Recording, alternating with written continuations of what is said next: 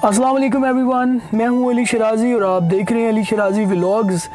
नाजरीन, आज की ये वीडियो आपकी ज़िंदगी में बहुत ही मुस्बत तब्दीली लाने वाली है।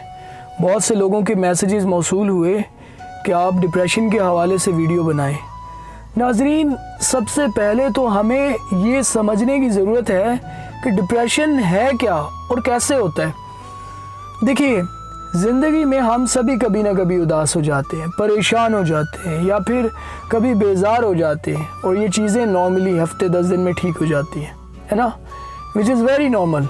लेकिन जब ये उदासी का एहसास बहुत दिनों तक रहे और ख़त्म ही ना हो, या फिर उदासी की शिद्दत इतनी ज़्यादा हो कि ज़िंदगी के रोज़मर्रा की चीज़ें मुतासिर होने लगे, इफ़ेक्ट होने लगे, ख़ास तौर पर जिन चीज़ों और कामों में पहले दिलचस्पी हुआ करती थी उनमें दिल ना लगना, किसी चीज़ में मज़ा ना आना, जिस्मानी ज़हनी कमज़ोरी महसूस करना और पता ही ना होना कि अभी क्या बात हुई है, बस अपनी सोचों में गुम रहना, ख़ुद को दूसरों से कमतर महसूस करना और ख़ुद एतमादी कम हो जाना, ख़ुदकुशी के ख़यालात आना या फिर ख़ुदकुशी की कोशिश करना, ठीक से नींद ना आना, ठीक से भूख ना लगना, ये सब अलामात डिप्रेशन कहलाती हैं। अगर किसी शख्स में ये अलामात लंबे अरसे तक रहें तब हम कह सकते हैं कि डिप्रेशन का मरीज़ है। डिप्रेशन एक बीमारी है और इसके मरीज़ को मदद और इलाज की ज़रूरत होती है।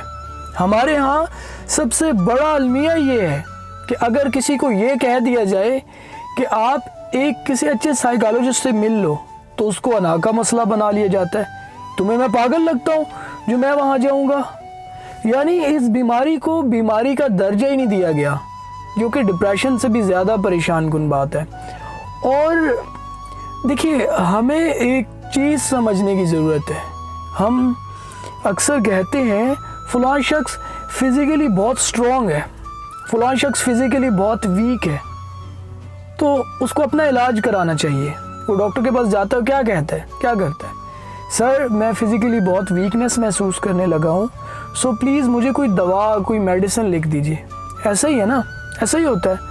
अच्छा, अब बिल्कुल वैसे ही, अच्छा, जैसे इंसान की फ़िज़िकल हेल्थ होती है या जैसे इंसान की मेंटल हेल्थ होती है, कुछ लोग मेंटली स्ट्रॉन्ग होते हैं और कुछ लोग मेंटली वीक होते हैं, ठीक है, तो जिसके लिए बाकायदा मेडिसिन्स मिलती हैं हॉस्पिटल्स में, डॉक्टर्स बाकायदा प्रिस्क्रिप्शंस लिख के देते हैं। बिल्कुल इसी तरह इंसान की इमोशनल हेल्थ होती है। कुछ लोग इमोशनली स्ट्रॉन्ग होते हैं, बहुत ज़्यादा स्ट्रॉन्ग होते हैं। हमने सुना होगा, यार फ़लाँ शख्स बड़ी हिम्मत वाला है, फ़लाँ ख़बर सुनकर भी हौसले में रहा है। और बिल्कुल इसी तरह कुछ लोग इमोशनली वीक होते हैं, ज़रा सी परेशानी आती है वो अपने हवास खो बैठते हैं। आप एक बात नोट कर लीजिएगा, एक ही तरह की परेशानी पर लोगों को एक ही तरह का रिएक्शन नहीं होता। कुछ लोग उदास होते हैं और कुछ ही दिनों में नॉर्मल हो जाते हैं। मतलब इमोशनली स्ट्रॉन्ग है, उदास होना नॉर्मल चीज़ है, कुछ ही दिनों में ठीक हो जाना, ये इसका मतलब है वो इमोशनली स्ट्रॉन्ग है। कुछ लोग एक ही परेशानी को मतलब सर बांध कर लेट जाते हैं और कितने महीने या फिर साल उसी तकलीफ़ में गुजार देते हैं। इसे कहते हैं इमोशनली वीक होना। आपने क्या समझा कि मुख्तलिफ़ लोग पेन को मुख्तलिफ़ तरीके से रिस्पॉन्स करते हैं। मैं अक्सर कहता हूँ कि जब भी हमें कोई तकलीफ़ होती है, do we have only one option, depression.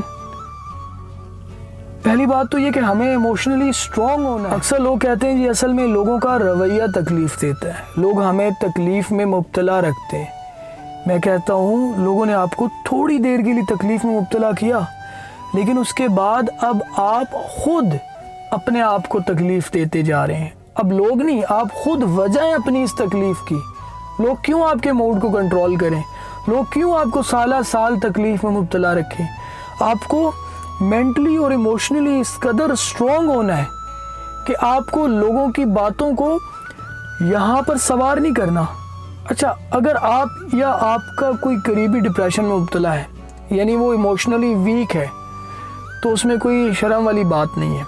यकीन जानिए, कोई शर्म वाली बात नहीं है और ना ही कोई अना का मसला है। आप सिंपल जाइए, अपना इलाज करवाइए।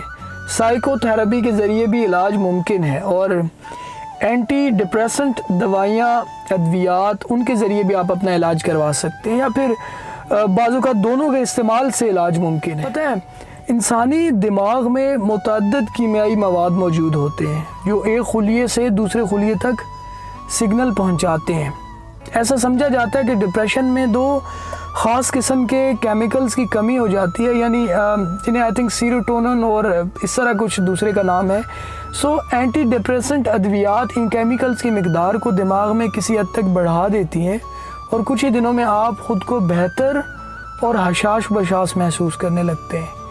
आपकी उदासी कम हो जाती है और ज़िंदगी बेहतर लगने लगती है और हालात का मुकाबला करने की सलाहियत में बेहतरी आती है और यूं चीज़ें वापस रूटीन में आ जाती हैं।